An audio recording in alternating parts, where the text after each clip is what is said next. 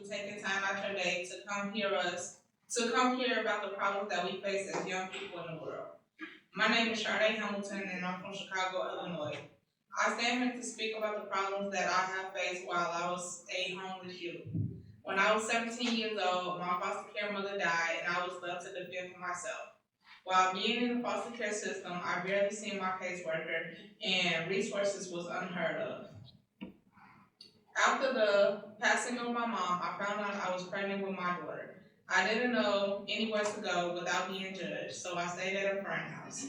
I didn't have an ID to get the benefits that I needed to provide for me and my daughter, so the stay at my friend's house was very short.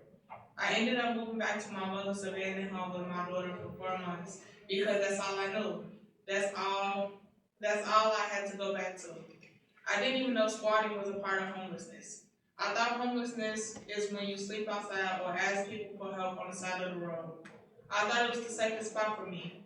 While staying here, I was trying to receive government benefits like Link and WIC to make sure my daughter had milk.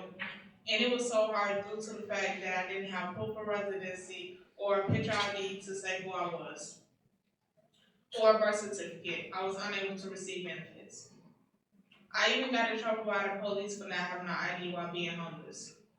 During me staying at the abandoned home, the water got cut off, the lights was off, and DCFS got called on me and my daughter was removed. Seeing my daughter now become a part of the system that I was just a part of hurt the most. Now I have nothing. I have no secure shelter, I have no identification, and now I don't have my child. My only hope was to find help. I was told to go to the shelter and I can get my daughter back. If I find secure housing and show up to court, I can get my daughter back. The lines did tell you. I got to a TLP in Chicago at the time. It was called Teen Living Program. They assessed me and found out that I was pregnant again with my son. They found me the most amazing shelter that there was. As a young mother, I was afraid of shelters. I thought the worst of them. I thought I was going to be sleeping while holding all my belongings at night. I thought I was going to have to fight to eat. Well, this was a great shelter. It was for pregnant and parenting mothers in my age group. They called and took me right in. I didn't have to leave or anything. This was my new home. I got to the shelter, and to be around people who accept you and not judge you felt so good. They were able to help me obtain all my vital records for me and my daughter. They went to court with me while I was fighting for my daughter. They gave me a shoulder to cry on when I was down. After 9 months of staying there, they provided me with housing. I have been housed for 6 years now. Not saying it has been an easy 6 years, but staying at the shelter taught me a lot and how to survive in my own housing. Standing here today is kind of hard because a few years ago, another youth stood here and he told his story. And everyone heard his story and everyone thought he overcame. But deep down inside, he was still looking for help. And now he's no longer with us. Mental health is real with a lot of young people, and it is not addressed like it should be. A lot of us here today want y'all to hear us and our stories. We're not up here just to tell our stories and asking for you to sign the bill just for us. We're thinking about the future youth, the ones under us, and I'm thinking about my kids. Thank you so much for being here today. So again, my name is Sarah Faye. I am from Los Angeles, California, and I have a lot that I will try to just make my point, so bear with me. Ever since I was young, I remember being involved in the foster care system. Before the age of 1, we had our first case open. By the age of 4, I was in my first home. Between the ages of 4 and 16, I was in about 18 different foster homes between family foster homes, back and forth. A lot of instability. My brother, on the other hand, we were both separated, and he was stuck in the group home systems with mental health services and juvenile justice, juvenile detention centers, etc. He had a really hard time in those systems, which followed him later on in his life. In about 6th grade, I was driving home from a doctor's appointment to find my mom on the side of a freeway off-ramp, homeless. And I hadn't seen her for a couple years, didn't know where she was, but I knew it was her when I seen her. My dad and I turned around, and then the first attempt we failed at getting her, but the second time we went back, we finally were able to pick her up. That's my mom, you know, so it's like, I'm not gonna just let her stay on the streets. That was a struggle to get her to stay home though.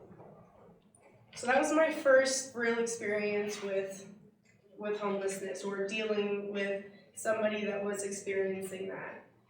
I remember I used to walk with her to her little spot that she had on the side of the freeway and kind of seeing the conditions that she was in, and it was heartbreaking, honestly. So fast forward a few years later, and she finally got custody back of my brother and I when I was about 16. My case closed with DCFS, and when I was 18, my brother unfortunately went back to juvenile hall. So my mom and I lost our apartment and had to resort back to my father's abusive home, and we stayed there for just a short time. We ended up leaving after an altercation between him and my mom, and have basically been confined to my grandmother's garage for the past 10 years. When I started college when I was 24, that was when I first started experiencing homelessness myself. And I remember really having to build up the courage to speak to somebody about it, because, you know, it's hard for a college student to talk about being homeless while in school. There are some days I didn't even go to school because I feel like I smelled, I was dirty, I was tired, like I was just in my car, or whatever the condition was for that night. And I told my biology teacher, I said, you know, is there anything you could do, or do you know anybody who can help me? She said, I don't even know what a foster youth is or what foster care is. And I was like, okay, you're a professor. If you don't know what foster care is, or how to help a student that's homeless, you know, then I can only imagine what other faculty are in the same position, which is what drove me to begin advocating on on behalf of other college students experiencing homelessness. And I was able to pilot the Campus Peer Navigator program in Los Angeles County, which now puts a lived experience peer at each of the community colleges to connect students experiencing similar things to HMIS, or to the CES system, which is the coordinated entry system for homelessness. So through this work, I was able to really dive deeply into a lot of the issues and see a lot of the issues that were commonly experienced amongst many young folks. And not just young folks, you know, there is a transition age group right after the aging out age. So which, depending on the area, 24, 25, there's young adults that are right after that age that are struggling so much. I'll kind of revert back a little bit, back to when I was 16. I did complete my independent living program, but at the time, they had no housing available. So therefore, I wasn't able to get placed into transitional housing, which, like I mentioned, ended up in an abusive housing situation with my dad again, etc. So, since being at my grandma's in the garage, and my brother, who was homeless and dealing with mental health still as well. Sorry.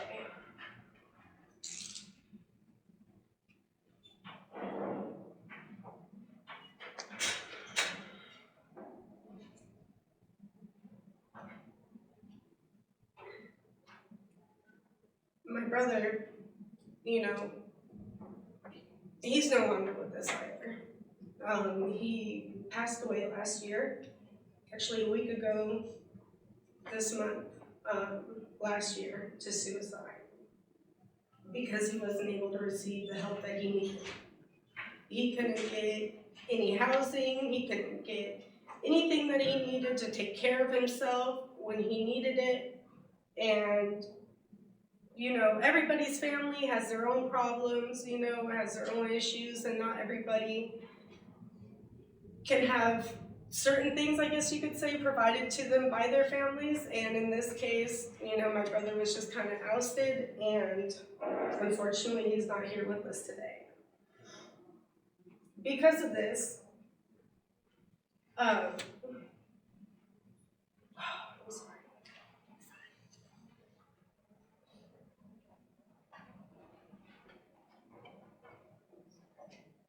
Because of this, I continue to do the work that I do to not only advocate on behalf of mental health services, and also to ask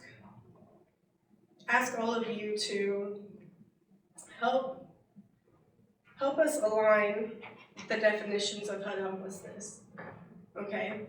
The importance of this being is because, let's say in my position when we're living in my grandma's garage, I don't have a key to my own place. It's not inside the house. There's no bathroom. You know what I mean? So it's considered homeless. But according to HUD, we're not. So therefore, we're not, you know, eligible for any housing. Same thing with students. When I was in college and I was attempting to get housing for myself, you know, I thought, okay, let me go to school. Let me try to get my education, and maybe then I could get something for myself. And even then, you know, here's low-income housing applications, and oh, I'm a full-time student. Oh, well, can't get low-income housing now. Can't go to school full-time and work 2 full-time jobs and you know, do it all at once. So because of that, this is why I also ask all of you to help fix the issue by introducing and passing the Housing for Homeless Students Act, or Affordable Housing and Credit Improvement Act.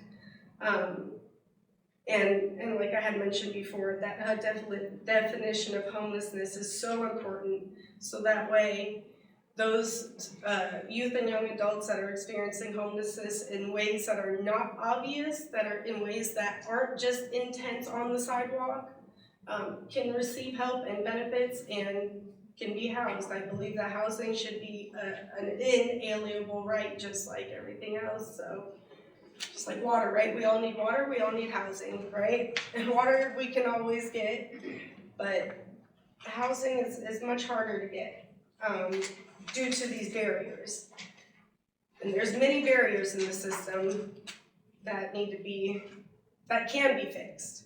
And you know, with your support, I'm hopeful that we can start to make progress and work to fix these, and that way we could prevent this from happening in the future to future generations. Unfortunately, it won't fix like mine, but eventually, hopefully we can all get into a better place to where other youth don't have to experience the same things. So thank you all for letting me have the opportunity to be here to share with you today. I appreciate it, and thank you all for your time. Hi everyone, my name is Hannah, and first I just want to thank you guys for being here today. I'm so grateful to be here at the National Network for Youth, and just really the platform that they created to allow us to advocate for change. It's just truly amazing, and I'm happy to be a part of this, so thank you. And so I work part-time at a local nonprofit. It's the Student Homelessness Initiative Partnership. So I work with students in Frederick County that are experiencing housing insecurities, and our organization basically works to remove barriers for these students so that they can work on their self-identified goals, whether that being high school graduation, getting into college, things like that. And I'm also a full-time student at Frederick Community College, and that's just a little bit about me. And so I've loved school since kindergarten, and not just for learning. It was kind of an escape for me. My mom was addicted to drugs, and I didn't have a father figure in my life. During my early years, I lived with my great-grandma, and when she passed away, I was in middle school, and my world kind of fell apart for a little bit, because in my head she was who protected me and I didn't have her anymore, and so I was just scared. And again, education was an escape to me. I didn't really recognize that it could be a pathway out of poverty until about my sophomore year of high school. And though I was interested and I was like, wow, I really want to go to college, and I was looking it up and all my friends were talking about it, I had no idea how I would pay for it, and I really didn't think that would be possible, but I still dreamed. And when I was 16, my mom just left, and I met with the liaison at the high school, and I kind of understood more about the reality of my situation. I had experienced housing insecurities in the past, and I had that McKinney-Vento status, but this was kind of the first time that someone kind of sat down with me and was like, this is what this is, and you have rights to your education, and I wish there was more information, but at least I knew what it was at that point, so I'm grateful for that. And during that time, so I'm staying with my friend and I'm getting closer to others and I'm learning to trust others, and I disclosed stories about my abuse to a friend who happened to be a mandated reporter, and once I learned that they had made the CPS call, I knew that I had to run. And so at 16, I ran away. I called like any distant family member that would pick up the phone and just was trying to see if anyone would take me in, because it wasn't safe for me to be there anymore. And from 16 to 18, someone did take me in, but it wasn't the most ideal situation. I was pretty much stuck in a room. I could go outside, but not off the porch. There were cameras around the property, and it was just a really, really hard time for me. And like that bulb of hope that I had before, it was just out completely. And I still dreamed about I want to save money, I want to go to school, I want to work, I want to do these things, but I don't have the opportunity to do those things. That doesn't even exist for me. I can't even work on those things that I want to achieve. And so when I legally could, when I was 18, I left with $40, and I had a friend pick me up, put all of my stuff in trash bags, and I left. I didn't really know where I was going, and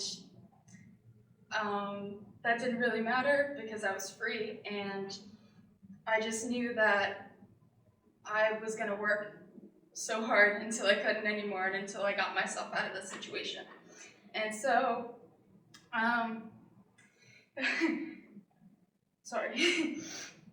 They connected me, so I left, and then I was staying in a friend's basement for a little bit, and I got connected with the Student Homelessness Initiative Partnership, so that's where I work now, which is kind of how that came about, which is really cool. And they connected me with the host family. So host home, it's like a community-based model, so folks in the community will open up their home to a young person who is experiencing housing insecurities and allow that young person to stay there so they can work on their self-identified goals, and that's what I did. So while I was staying there, I started to remove all of these barriers that were standing in my way. So I got my vital records, so that's your birth certificate. It took a couple months, but we kept going, kept calling, kept emailing, until I finally got them, and then I finally got my license. That was the best day ever, taking my permit test, and just I passed, and that was the best. And access to transportation was a huge thing, because during that time I was working, so I had friends. I'm just so grateful for the support from my community. Community members stepping in is really how I'm here today, so I'm just so grateful for their self-kindness, and I'm so grateful for that. And yeah, so I got enrolled in school, I was working, and I finally felt like I had my feet on the ground, and I felt good, and I felt like now I can really just grow as a person.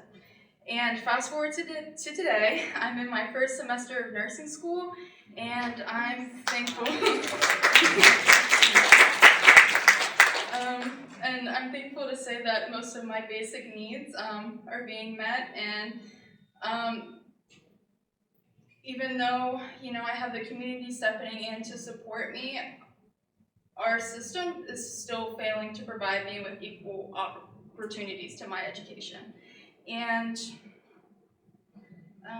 so I got into the nursing program, and so you have to do clinicals at the hospital. And to do the clinicals at the hospital, you can't get around it. You have to have all of these vaccinations, a physical, all of these things. And I don't have insurance. I'm under my parents' insurance, and so someone would have to make a determination to get me off of that and then process my application. And I applied months. I've been trying months before I even got accepted into the nursing program, and I still heard nothing. And so it just was so devastating when I got that phone call from the program director. I've worked so hard. I applied with a 4.0. I thought I was doing everything that I needed to do, and I was so excited. And then she was saying, if you don't get this done by the end of the week, you're gonna be kicked out. You're losing your spot, and that's it. And it hurt. Like, it was completely out of my control, and I was trying, and I just couldn't believe that was the reality. And eventually it worked out, and I paid out of pocket for some of the things that I could, and then the health department stepped in with the vaccinations. And so again, it's just calling around and seeing, but there's no structure in place for when these things happen. It's just kind of, you get lucky, and if someone helps, they help, and then if not, you fall through the cracks. And it happens so often to so many young people, and it's so sad. And that's so to help young people succeed with the educational opportunities that are already existing, like the Pell Grant and the tuition waiver and all these amazing things. There should be something like a liaison position at the community colleges and state colleges to ensure that young people are still having equal opportunities to their education. And even beyond healthcare, like transportation, you have to have a co-signer to buy a car. Like, what do you even, if you're 18 and you don't have a parent in your life, how do you even obtain those things? It's so frustrating. And then also, I would ask for more funding to sustain and create more equal education opportunities, to help young people, to basically just give young people a chance. Like, education can be a pathway out of systemic poverty, and I think just highlighting that to young people, giving them a chance, giving them hope, and something to work forward to.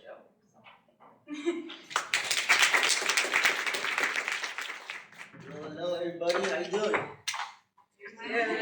Oh man, love to hear it. I appreciate you guys being here too, because I know you guys are busy. Before I speak, I want to thank National Network for Youth just because they're letting me be heard to you guys. And for me, I don't usually do these things just because I'm stepping out of my comfort zone to do these things with you guys. And for me, it's really hard to speak about my situation.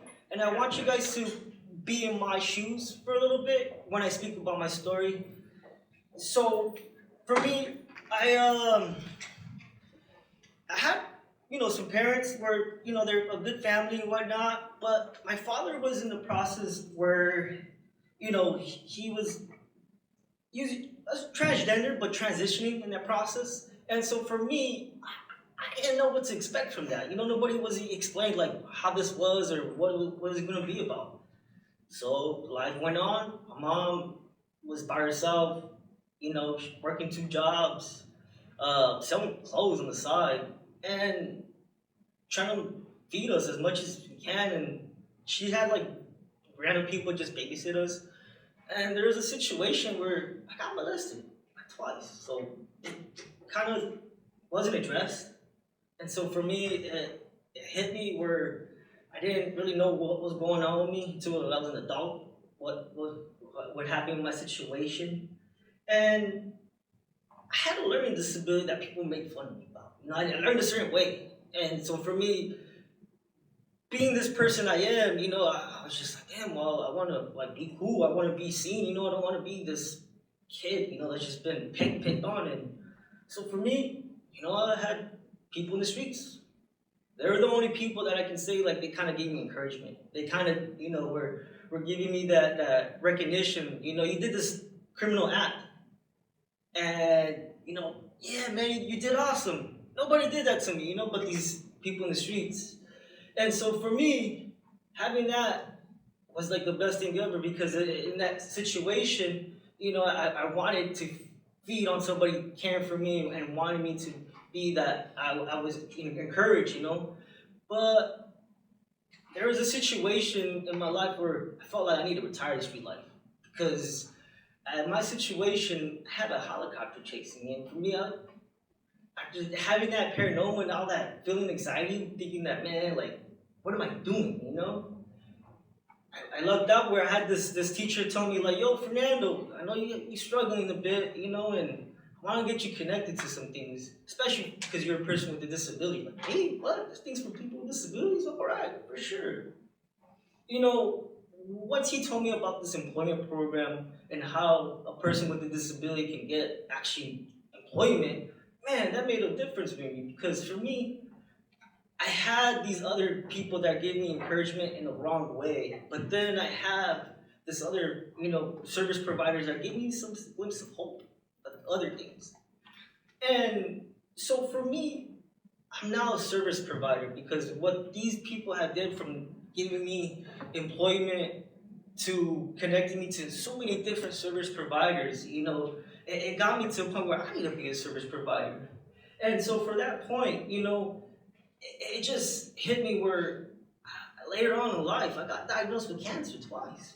So it's just like, damn, man, like systems, like they're good, you know. I appreciate how they are, but there's still things that where I was just like in a situation. Mom's just telling me like, yo, Fernando, come and pay up some money for rent. I need to pay for my treatment and stuff, you know. Like, mom, like, come on, look at me, like I'm going through some stuff. Mom's is still going through some stuff too, where she's trying to make the rent. And so battling that challenge, I'm trying to apply for, you know, a voucher. I can't even get the voucher. There's a waiting list. There's so many things that, you know, I can't get because I'm not in the foster system. So it just puts me in a situation where, like, man, I want to stay in this great path, man, where people put me on, where, you know, I'm doing this good life. But, like, the street life is, like, telling me, like, man, like, you know, I'm still here. So my ask to you guys is please, man, like, please keep these services alive for people with like me, not just people within the foster system. I know we need them, but people like me are in a special circumstance where I feel like if I had that, you know, voucher, I feel like things would be different. I was blessed to have a homeless drop-in center provide me housing and gave me that support because if not, oh my goodness, I think I would have been back to the street life. So I also want to see if they can provide a little bit more supports also within, you know, helping me out, helping youth out within providing wraparound services. You know, there's more things, not just the housing component. You know, if I didn't get the, you know, WIOLO programs to help me out, if I didn't get you know, the homeless drop-in center, and even mental health services, man, like those things. Oops, sorry, You're good. if I didn't get darted wet. No, Fernando, it's not safe. It's not. But yeah, so these services are like really a key for us to be like efficient. And I think our population has a point where we can beat not being subsidized housing. Because for us, if we just have those supports, we're key, man. We're key. I appreciate you guys. Thank you guys for being here. Gracias. Hello, I go by Elizabeth. A little about me is I have a 7-year-old and I grew up in Minnesota. When I experienced homelessness, I wasn't even aware I was homeless. I had just turned 18 and I was just couch hopping. I thought that homelessness looked like what in the movies would show on TV. The stereotypical person with a cart full of stuff living under a bridge. I saw it as, I'm only crashing at a friend's house, I'm not homeless. Throughout my young adult life, I ended up going in and out of homelessness for a couple years. I became a mom at 21. A year after having my child, I was kicked out during the fall, heading quickly into winter with a 1-year-old. And if you guys know Minnesota, fall is not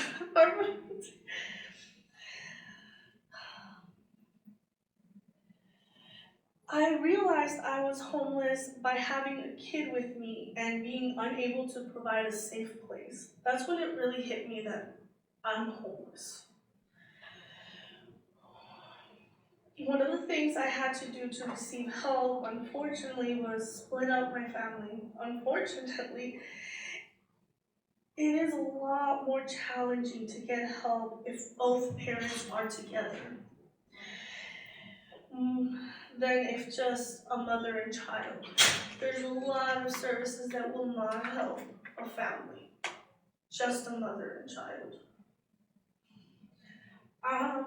I needed as much help as I could get. When I got into a shelter, I was fortunate to have someone inform me about Head Start. Head Start started providing stability for my son and supporting my partner at the time and I. They had us and my son enrolled in. Well, they had my son enrolled in Head Start, and we were first-time parents. So when they told us about this circle of security and learning all these parenting skills, it was a tool to help me learn to identify my child's nonverbal cues so I could provide him with his needs. My son didn't speak until the age of 4.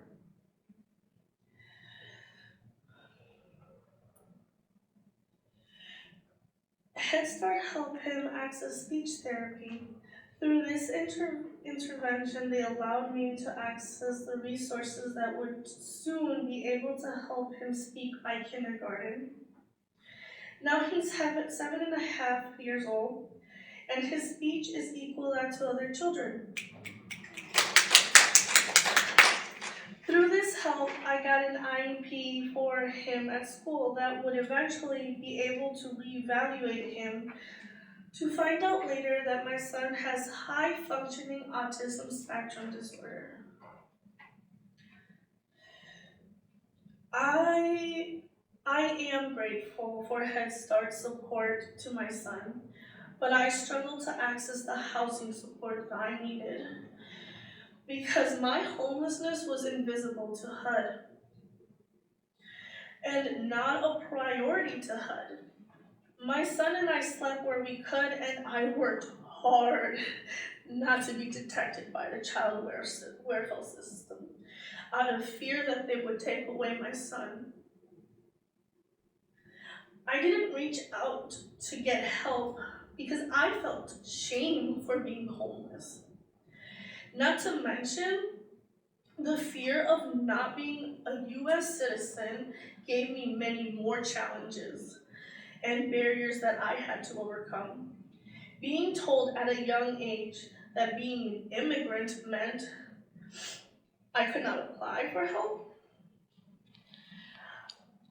I could not even ask for help. After all, it could hurt my immigration status. On top of the belief that people like me don't deserve support. People like me don't deserve help because I was not born here.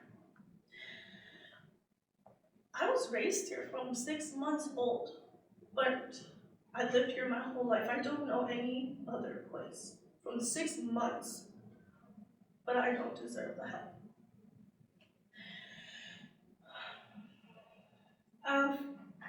After all, they say that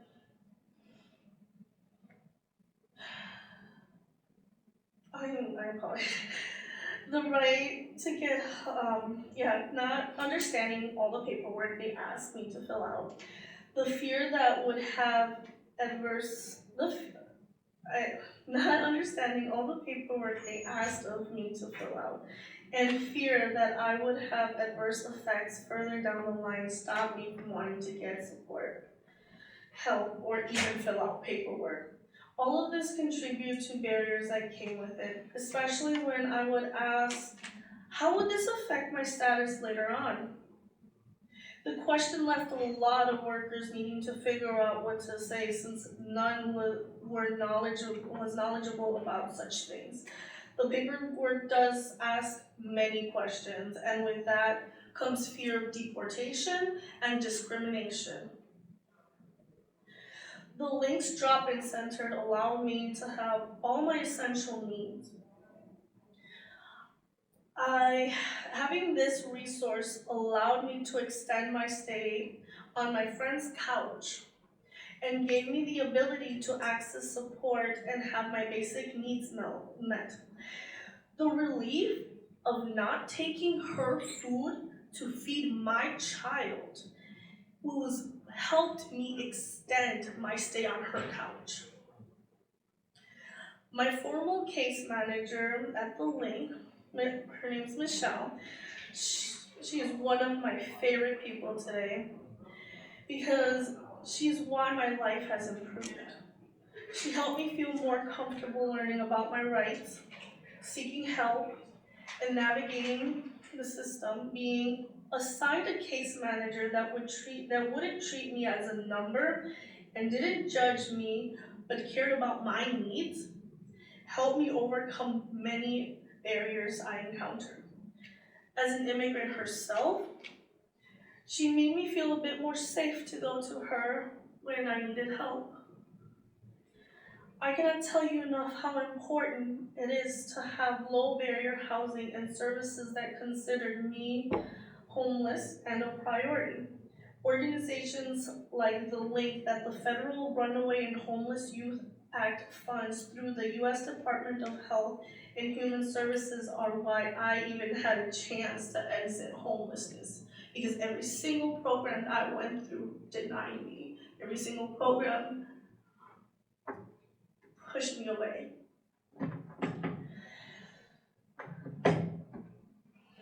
This is why I advocate today for the Runaway and Homeless Youth Act for expansion and more money.